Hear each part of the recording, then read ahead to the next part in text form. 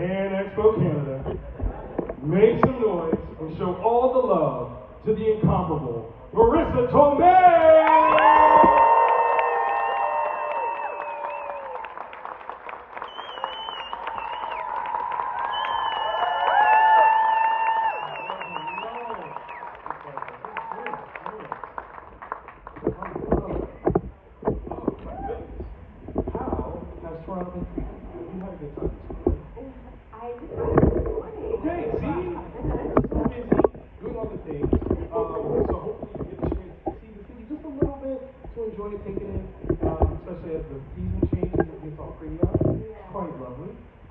Thank you for joining us today. We are so happy to see you. As you can see, this whole room of fans of yours are here to celebrate all the things that you do. So I asked the room earlier if there were any aspiring actors in here, so we can talk about some process stuff so that they possibly can be influenced and follow your lead because you are dynamic, you are stellar. In all of your craft. Oh, absolutely. Come on now. So, absolutely, I try. So, when it came to acting, I understand like being on stage was a big part of your inspiration as an actress. What about that really drew you to it?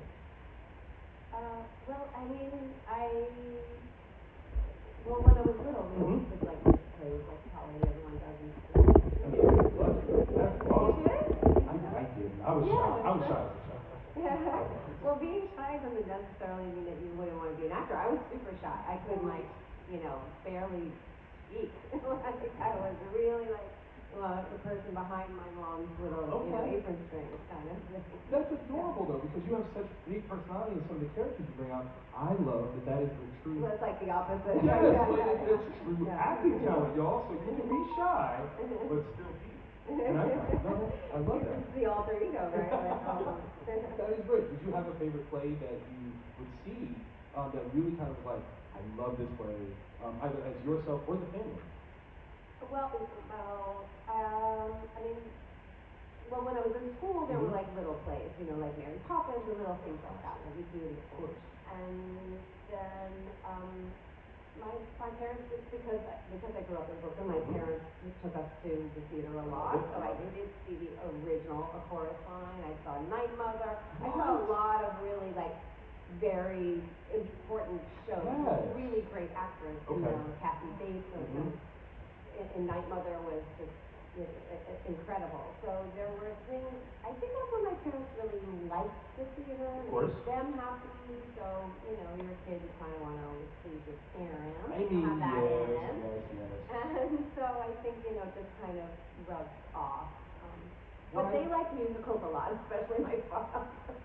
I mean, we watched a lot of musicals, but I just don't really have the musical. I took a lot of dance lessons. I'm pretty solid tap dancer, not great, but a lot of things like that. But I just, there's no. I would love to be in a musical. It did not happen. Okay, so no, we're gonna send that out in some way, shape, or form. You're gonna be in a musical. We're calling it. But what I think is so dynamic and it speaks to your true talent is even as a young child to see other people's performances and recognize like this is something special. I think that says a lot and builds a foundation for you. So going to plays, that was a foundational space for you. When it came to acting and deciding that this was something that you wanted to do, what sort of obstacles did you overcome to get into the industry? That's always the thing, right? If you don't have any connections and you don't know anybody, how is this going to happen?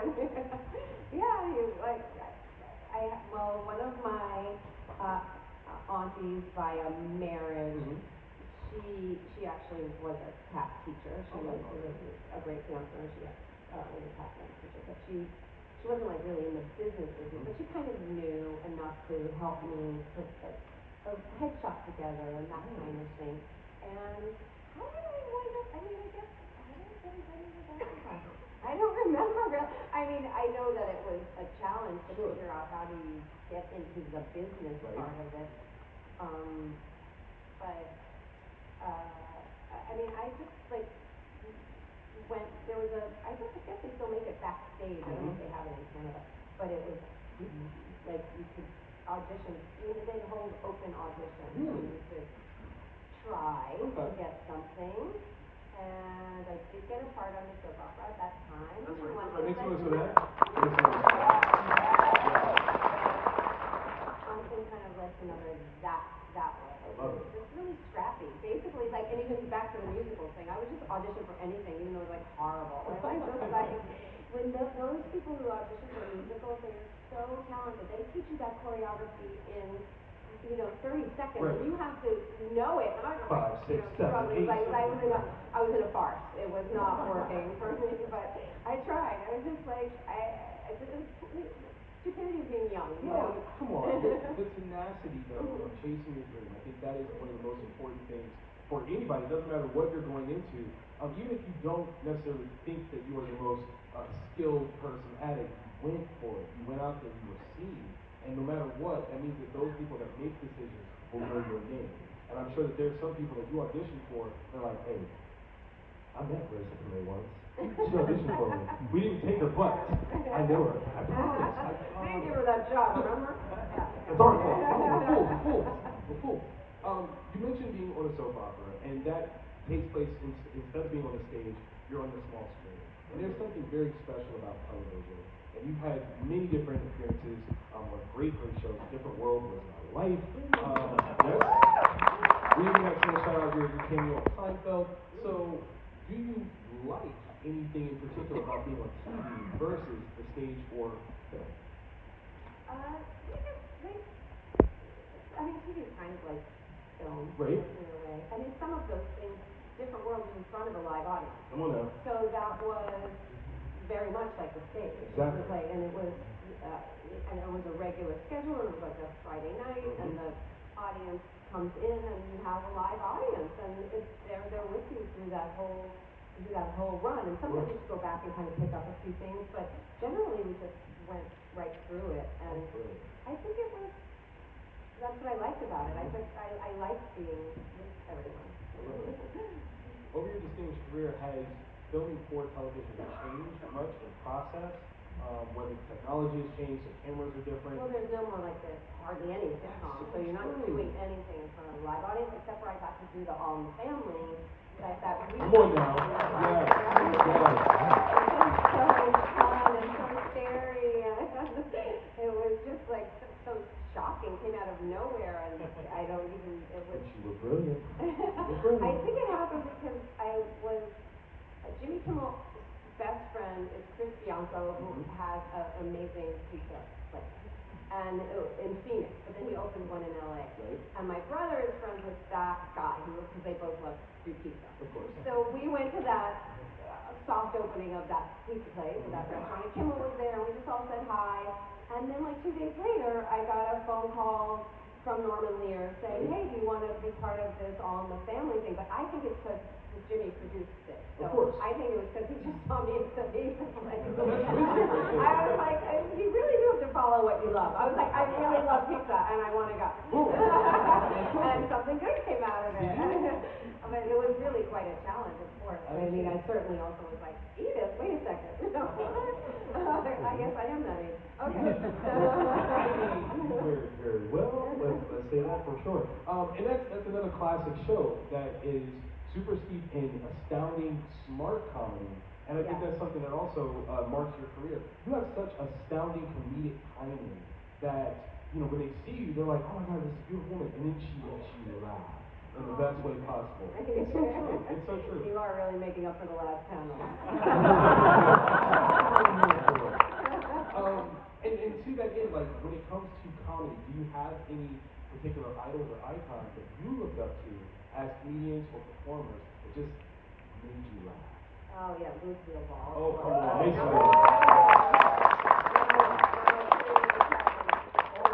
Come on. Yeah. Perfect lineup there. Absolutely. And then I'd say Barbara Stanwyck in her funny role. Yes. And then my mother, she's funny.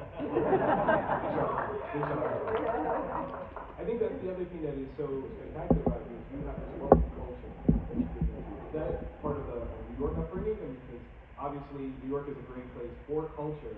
so many different things to see. Is that kind of where you build an eye to recognize all the things that On are the possible? D train. I mean, let's go, let's go. It's the subway. I mean, it really is the subway, or it's walking around the neighborhood. Right. But I really do think it's a lot about the subway because it's so diverse. Yes. And you're seeing so many different kinds of people and different kinds of characters and able. I always got a lot of inspiration just with being on the subway. Oh, Really. Do you people watch a lot? I mean, because you're pulling characterizations out in all your roles. Do you watch people and you're like, that's something for later. I'm gonna Yeah, yeah, I do. Some of you show up. Right. That was me in mine when I freaked out on it. Yes, that was amazing. Absolutely amazing. Considering in terms of movies, there are so many of your roles that have been truly iconic. Obviously, My Cousin Vinny, you guys are fans of that?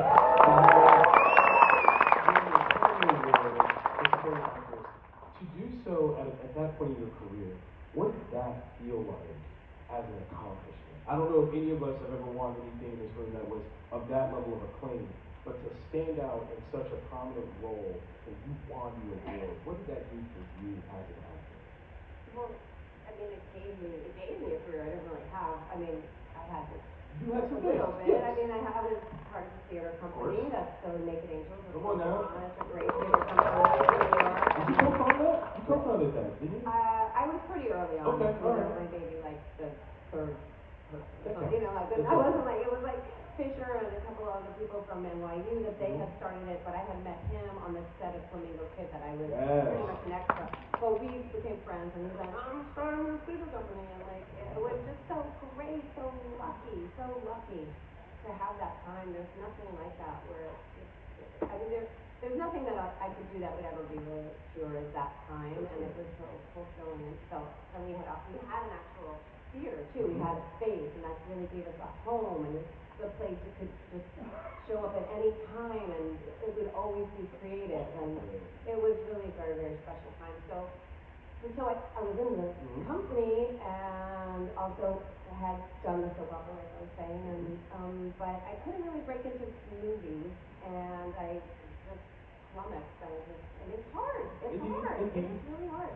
And casting directors are wonderful, and they really become your champion. And so I don't really remember I remember auditioning for My Cousin Vinny, but I don't remember too much about it. That is a flaw. I don't have a very good memory. But I know that Joe wound up seeing the tapes at the time they were filming in person there, and he wound up choosing me. At least I voted for him. I mean, of course, if I was your question, I'd go, yeah, no, I chose her. So it was a really lucky thing, and it was really my second movie. Right. So it was very green, and he really, held my hand through the process and really took care of me, and was still close to this day. He was very, very kind to me. And he's such a tough guy person, but he's really such a sweetheart. I know, right? Yeah. Makes noise for Joe Pesci.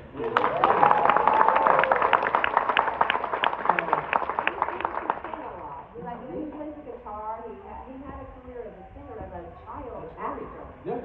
So that was one of the ways that we bonded, especially on the set. We would just sing a lot of old songs together. Yeah. So he really looked out for me, and he was he was there that night of the. I mean, it was just so surreal, really. Like, who would have thought that, like, the second movie that I would do would ever become something like that? It was so nice. But I mean, when he was right there in the wings, right when I came off the stage, he was so kind, and he had actually just won his Oscar maybe right before that, because I remember he took it to set one day for me to like rub for good luck. It worked. That's how you do it. Someone in the audience asked earlier about the famous car speech, but I'm not going to ask you to do it. What I will ask you is to see it being this hallmark of a feminist empowerment stance, where this character is dismissed as being a woman that she can't know, and you come through and just knock it out the park, and you see people feel inspired and equalized with your performance. How did that feel as a person, as an actor, as a woman? I really like it when little girls do this stuff. Yes. And sometimes they have that memorized. Right? And I like to see all that, toughness come out of their tiny little 6-year-old mouth. I love it. I love I it. think it is a really good. I think she is a good role She model. is. I mean, that wasn't conscious or anything, or Sure. it was that the way Dale Lana wrote it, and he wrote an amazing script. That I'd be so lucky to find something like that again.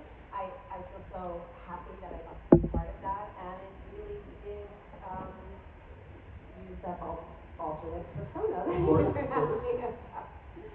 That was absolutely brilliant. I did challenge them to see how many in this room could do it verbatim. Did you warm them up with that? Now there was a couple people. They were like, "I could." Are y'all still feeling strong? Would y'all do it right now? Yeah. Okay, I don't see those hands up now. Okay, I just want to check. So in terms of movies, you've had some amazing co-stars that you got to build characters with, tell stories with. To you, who would be like some of your favorite people who challenge your artistry as an actor? Oh wow. Who I've gotten to work Yes, with? yes. I'd say Robert Downey.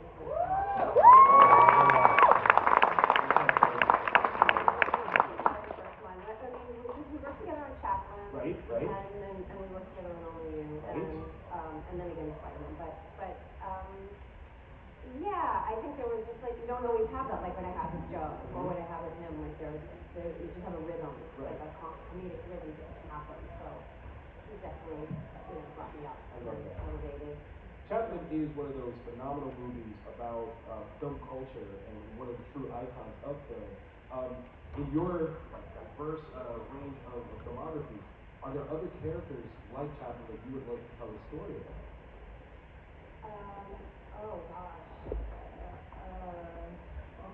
Okay, that's all right. We'll put a pin in that one. We'll come back to I'm it. sure like most people in this room, you have to make a list and suddenly you can't think of anything. That's what happens. That's the worst.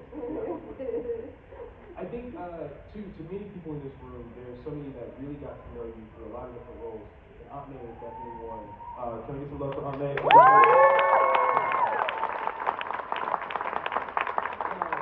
We all might be super geeky. Were you a fan of comics at all before you took on that role? Not really. You know what? And I think that actually works so very well for your portrayal of Aunt May. No, it does, because she's just gets to be this authentic person. And it was not this tie who you had to capture. You just got to be the really cool aunt who was taking care of her nephew, which is fun. Well, my brother was. He was the one. Yeah. So when you got the role, did he freak out? Well, I just asked him, what is this? I don't understand it anyway. What are you doing? No, but he really, him and his friend David Madelon, who we all went to high school with, I need you guys to give me the history and understand, at least what the essence of what she stands for, because that's what I have to try to capture, because I wasn't familiar with it, and also the mandate from the studio was a reinvention. Of course. But you have to know what it is to reinvent, right? So I didn't know what it was. So they did spend a lot of time, telling me the history and also what they really perceived as what her why she was part of that universe at all. I love it. I mean, again, phenomenal. I think I shed many man tears in No Way Home. I'm not gonna lie. We're not gonna talk about why, because I want to cry up here. But out of those 3 movies, did you have any particular behind-the-scenes favorite moments bringing and to life? No, I mean, I think some of the favorite things are really just watching Tom and Zendaya grow up, and watching them fall in love, and behind the scenes things, and seeing their phenomenal talent, being blown away from the get-go, and just seeing them step into shoes that I'm blown away. Some people are just meant for it, and they are meant for it. Some people are meant for it.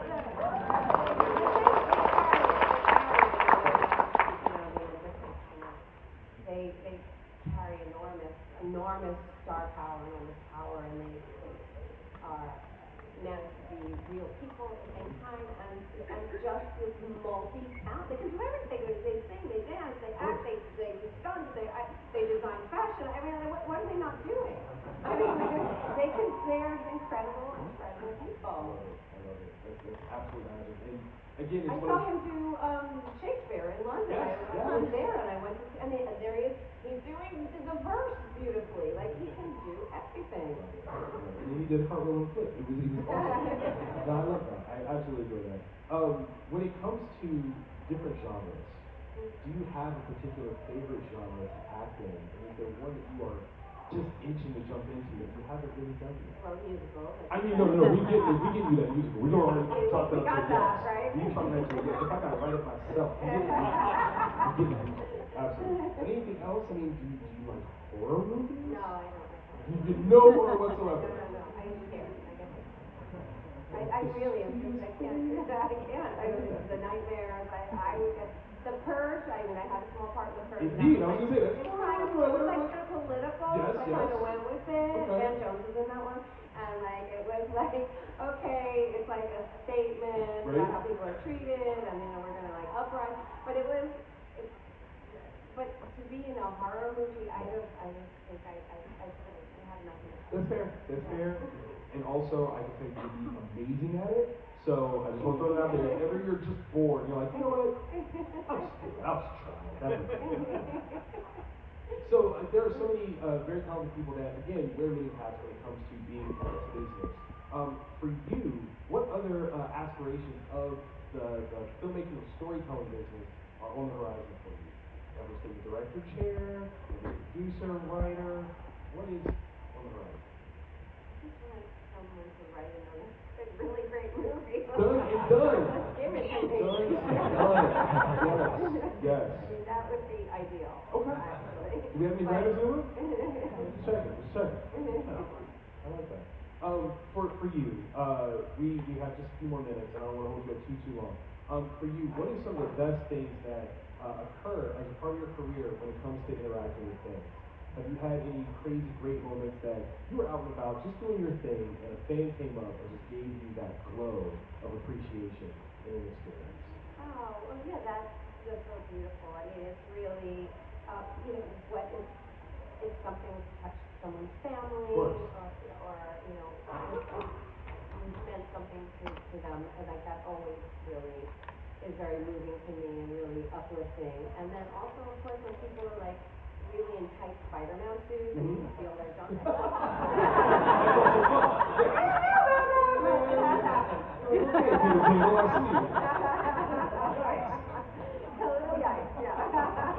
Okay, so I'm sorry, if you wore that outfit today, don't be very cognizant of yourself.